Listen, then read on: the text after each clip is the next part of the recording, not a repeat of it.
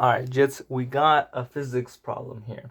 We got a bullet that hits a block that travels 4 meters before stopping. What is the initial velocity of the bullet? Now, let's write what we know so far. We know that v1 is unknown. We know v2, when it first hits and embeds into the block, that's also unknown. So v2 is unknown.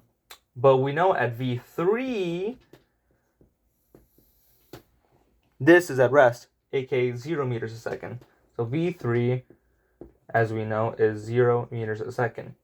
We also know displacement, or s, is equal to 4 meters. And we also know that mu k, or the friction coefficient of this plane, is 0.2. Now, we can use what we know about conservation of momentum and kinetic energy to figure out the initial velocity. And it goes essentially like this. Now, in the previous exam, we often use Ki plus Ui plus work other equals Kf plus Uf. Now, great thing is there is no gravitational potential energy because we are already at y equals 0. So we can just erase Ui and Uf. And we also know that kinetic energy is described as 1/2 mv squared. Now for Ki and Kf, we're going to use the initial movement of the block and the end movement. We're going to ignore the bullet and the block separately for now. So let's write it as it is.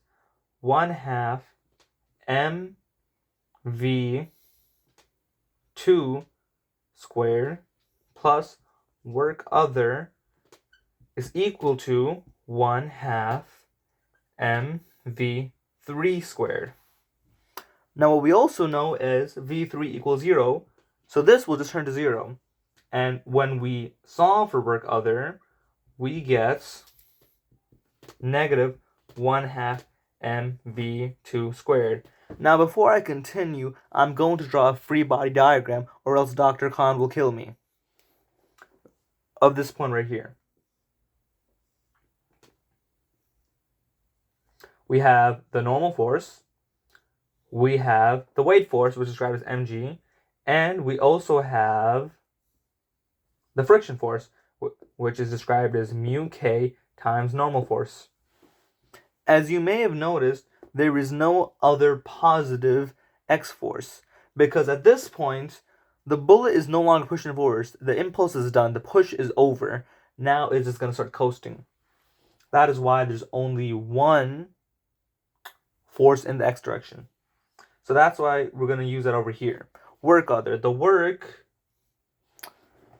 of the friction force.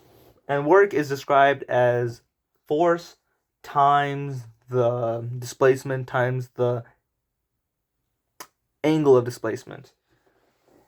And here's how we're going to do it. It's mu kn times 4 meters times cosine of 180, because it's in the opposite direction of the displacement. And as we know, that is just basically a negative. So it would really be negative mu kn times 4 meters. That's equal to negative 1/2 mv2 squared. First thing we can do is cancel out the negative signs, because as both sides are negative, we can just cancel that out.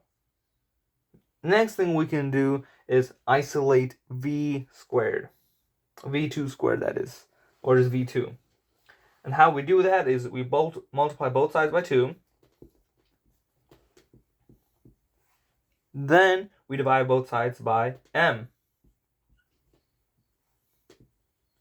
And at last, we will take the square roots of both sides. So on one side, we have v2. The other side, we have square root of 2 times mu kn, which is just mg, times 4 meters all divided by the mass again. Now, what we know is this. Mass of the block is just bullet plus the block before the bullet embeds into itself. So that would just be 10 grams plus 1 kilogram. So 1.010 kilograms. And we know gravity is defined as 9.8 meters a second squared. If you plug that all into a calculator, you will get around 3.9597. But we can just call that 4. Let's say V2 is equal to 4 meters a second. That is the initial speed of the box when it first gets hit by the bullet. Now, we're looking for V1. And how we can solve for that is using M1 V1 is equal to M2 V2. Because the momentum is conserved, the force is conserved. It's an equal and opposite reaction according to Newton's third law.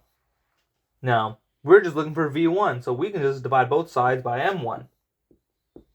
And now we know M2 is 1.010 kilograms.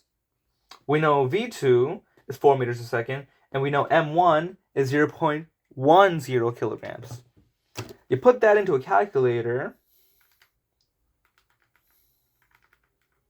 1.01 times 4 divided by 0.01, you will get 404.